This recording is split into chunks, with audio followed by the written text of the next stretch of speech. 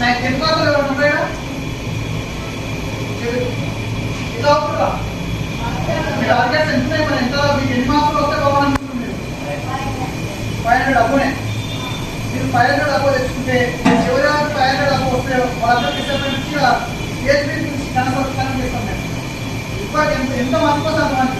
prize money కూడా ఉంటుంది ఒకవేళ మీరు అంతా నిజంగా 500 మార్క్స్ తెచ్చుకుంటే ట్యూషన్ సార్ ఎప్పుడు స్టడీ చేసుకున్నా మ్యాథ్స్ చాలా ఇంపార్టెంట్ మీరు మ్యాథ్స్లో ఏ డౌట్ ఇప్పటి నుంచే సార్ ఏం చెప్పినా మీకు అర్థం కాకపోతే ఒకటి 100 సార్లు అడుగుతుంది సార్ ఎలా లెక్క ఎప్పుడో అర్థం కాలేదు అనుకో రేపు వచ్చి రేపు మళ్ళీ అడుగుతుంది అదే క్వశ్చన్ అడుగుతారా కదా ఏమన్నా అడుగుతారు మీకు ట్యూషన్ సార్ ఎవరెవరు ఉన్నారు మీకు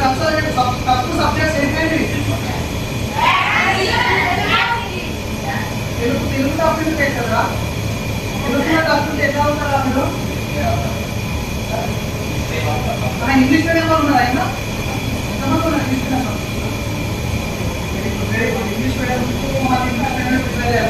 రానున్న రోజుల్లో మొత్తం స్టడీలే మొత్తం ఎప్పుడు చదువుకుంటే ఆట బాగుపడతారు ఇంకా మీకు పోటీగా సీనియర్స్లు వచ్చినాయి మీరు ఇంకా ఈ 200-300 మార్కులతో బయటకు పోతే మీరు బతలేదు 500 మినిమం 500-550 మార్కులతో బయటపోయి పోటీ ప్రపంచంలో పోటీ పడాలంటే చదువు ఒకటే మార్గం చదువు కాకుండా ఇంట్లో మనం పైకి రాగలుగుతామా ఒక బిజినెస్ పెట్టాలన్నా దానిపైన ఎంతో కొంత అవగాహన ఉండాలి ఒక బిజినెస్ పెట్టాలంటే మనకి ఏం చేయాలి ఎట్లా చేస్తే బాగుపడుతుంది అనేది కూడా అది కూడా స్టడీయే దానికోసం కూడా సపరేట్ కోర్సులు ఎంపీఏ అని సపరేట్ కోర్సులు ఉంటాయి కాబట్టి మీరు ఏం చేయాలన్నా చదువుతో మాత్రమే సాధ్యమవుతుంది మాలంలో ఎవరైనా వచ్చిన అమ్మలు చెప్పి ఏదో ఒకటి ధర్నాలు చేసే రోతలు చేసే పోరాటం చేసేది ఎవరి కోసం మిమ్మల్ని చదువు ఖరాబ్ చేసుకొని మా ఇంట్లో తిరుగుమని ఎవరైనా చెప్తారా మీ చదువులో ఏమన్నా ప్రాబ్లమ్స్ ఉంటే ఎప్పుడు అని చెప్తారు తప్ప మీరు చదువుకోకుండా మీరే ప్రాబ్లమ్స్ క్రియేట్ చేసి మాకు ఫోన్ చేయండి అని చెప్తారా కాబట్టి మీరు ఎనీ టైం అప్పుడు మన హాస్టల్లో జాయిన్ అయ్యేది మధ్యతరగతి పేద అంటే ప్రైవేట్ స్కూల్లో ఫీజులు కట్టలేక ఒకవేళ అంతంత ఫీజులు మనకి ఎందుకని చెప్పి గవర్నమెంట్ స్కూల్లో కూడా మంచి ఫ్యాకల్టీస్ ఉంటాయి బీఈడి బీపీఐ చేసి పోటీ పరీక్షలలో పోటీ పడి రాష్ట్ర సార్వాలే ఉంటారు కాకపోతే మనం ప్రవర్తించే విధానాన్ని బట్టి వాళ్ళ ముందుగా ప్రవర్తిస్తున్నారు తప్ప వాళ్ళ ఇంటెన్షన్ అయితే అది కాదు కాబట్టి ఎవరైనా మన గవర్నమెంట్ స్కూల్ అటువంటి సార్వాలు ఎవరు ఉంటే మా దృష్టికి తీసుకురండి నాకు మన సబ్జెక్ట్ సార్ ఉంది సార్ సరిగ్గా చెప్పలేదు కొంచెం స్పీడ్గా ఎప్పుడు మాకు అర్థమవుతలేదు కొంచెం మీరు మాట్లాడితే బాగుంటుంది అని చెప్పి అట్లా చెప్పండి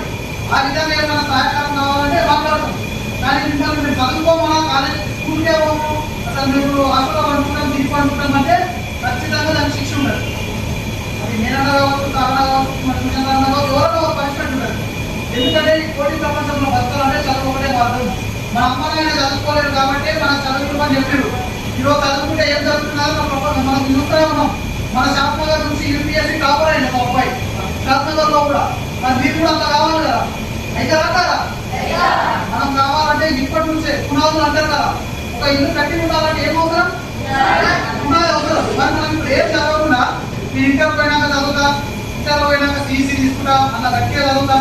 ఇలా సోషల్ అర్థం చదువుకుంటే నేను ఇంటర్ పోయిన తర్వాత సోషల్ ఏం చదువుతావు సిఈసీని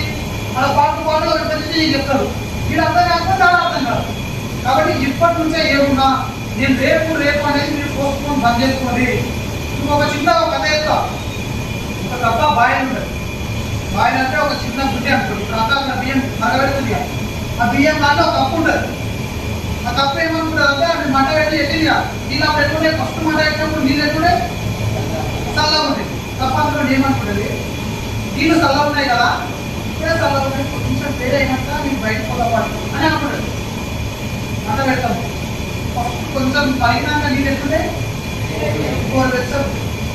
మనకి ఎట్లా మన స్నానం చేసుకున్నాం గోరువెచ్చం ఎట్లా అనిపిస్తుంది హాయిగా అనిపిస్తుంది కాబట్టి గోరువెచ్చం ఉన్నాయి కదా కొద్దిసేపు అయినాక ఏం బయటకు ఉంటుంది బయటకి ఏం ప్రమాదం లేదు కదా అని అనుకుంటుంది అట్లా అది పోదారంలో ఏమవుతుందంటే వేడి ఎక్కువ అయిపోతుంది